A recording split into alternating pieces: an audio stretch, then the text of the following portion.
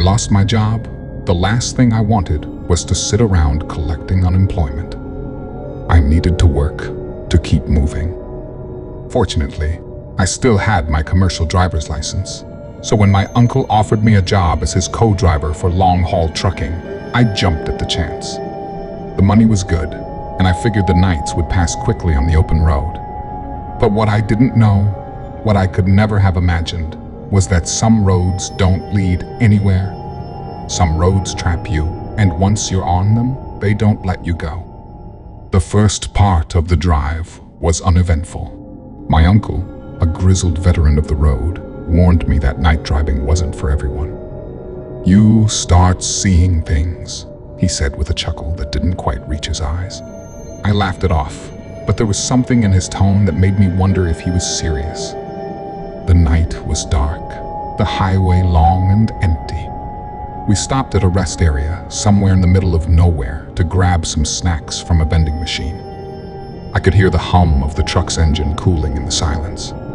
It was quiet, too quiet, but I brushed off the uneasy feeling gnawing at my gut. This was just another job. Nothing more, nothing less. When we got back on the road, something felt different. The highway seemed narrower, the trees along the roadside denser. We drove for a while in silence until we came upon a tunnel. It wasn't just any tunnel. It was long, dark, and unfamiliar. My uncle slowed the truck, his hands tightening on the wheel. "I've driven this route 100 times," he muttered, "and I've seen this tunnel before." The tunnel swallowed us whole, and as we emerged on the other side, I expected to see the same stretch of highway we'd been driving on. But the road ahead was different. There were no signs, no markers, just endless asphalt stretching into the night. We drove for miles, or at least it felt like miles, but no matter how far we went, we couldn't find our exit. My uncle's knuckles were white on the steering wheel. He kept glancing at the clock, the sweat on his brow glistening in the dim light of the dashboard. "Something's wrong," he kept saying. "This ain't right." After what felt like hours, we saw a rest area up ahead. My heart sank when I realized it was the same rest area we had stopped at earlier. The same vending machines, the same flickering lights. We hadn't made any progress at all. We were back where we started. My uncle was visibly shaken. He turned the truck around and headed back the way we'd come, but the road twisted and turned in ways that didn't make sense. We passed through the tunnel again, but this time it felt different, longer, darker, colder. And when we emerged, we were back on the same stretch of highway. That's when my uncle started talking about the time loop. He'd heard stories from other truckers, stories about roads that trapped you, keeping you driving in circles until you lost track of time, space, and even reality. He said some truckers never found their way out. Others did, but they were never the same. I could hear the fear in his voice, something I'd never heard from him before. And that's when I started to get scared too. We kept driving, the night growing darker, the road stretching on endlessly.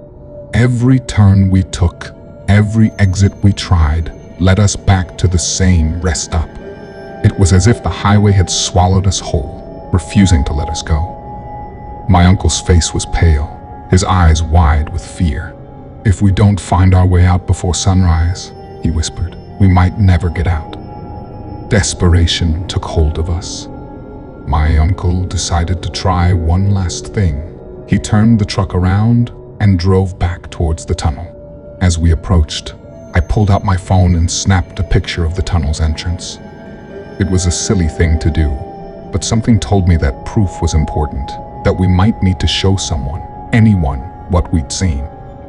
We entered the tunnel once more, and this time, the air inside felt thick and heavy, almost suffocating. It was as if the tunnel itself was alive, pulsing around us, its walls closing in. I could hear my uncle muttering prayers under his breath, something I'd never seen him do before. When we finally emerged on the other side, something had changed. The road was different. The trees were sparse, and in the distance, I could see lights, the lights of a truck stop. My uncle sighed in relief, his hands trembling as he guided the truck off the highway. We pulled into the truck stop, and for the first time in hours, I felt a glimmer of hope. We sat in the diner, barely speaking, both of us too shaken to eat. My uncle's hands still trembled as he lifted his coffee cup, his eyes darting around the room as if expecting something to jump out at him. I couldn't shake the feeling that we weren't out of the woods yet, that something was still watching us. As I walked to the restroom, I noticed another trucker studying a map at one of the tables. He looked up and smiled at me, friendly enough, and I decided to ask him a question that had been burning in my mind. "Hey, have you been driving these roads long?" "Over 20 years, he replied with a nod. "Know them like the back of my hand." I pulled out my phone and showed him the picture of the tunnel. "Do you recognize this?" The trucker's smile faded as he looked at the image. He shook his head slowly. "No, I've never seen a tunnel like that out here. This stretch of road is all open highway. No mountains, no tunnels." My blood ran cold. I thanked him and walked back to the table, my mind racing. The tunnel, the time loop, the endless road, it was all impossible, yet it had happened. And somehow we had escaped. We finished our meal in silence, neither of us willing to talk about what had happened. When we got back on the road, the landscape had changed completely.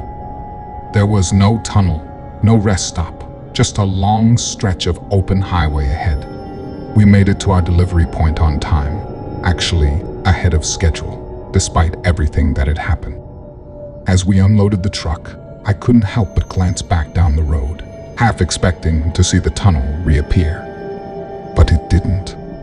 The road was just a road, and the night was just a night. But I knew that what we had experienced was real, that we had been caught in something far beyond our understanding. And though we never spoke of it again, I could tell my uncle was haunted by that night, just as I was. Because some roads, once you've traveled them, never really let you go.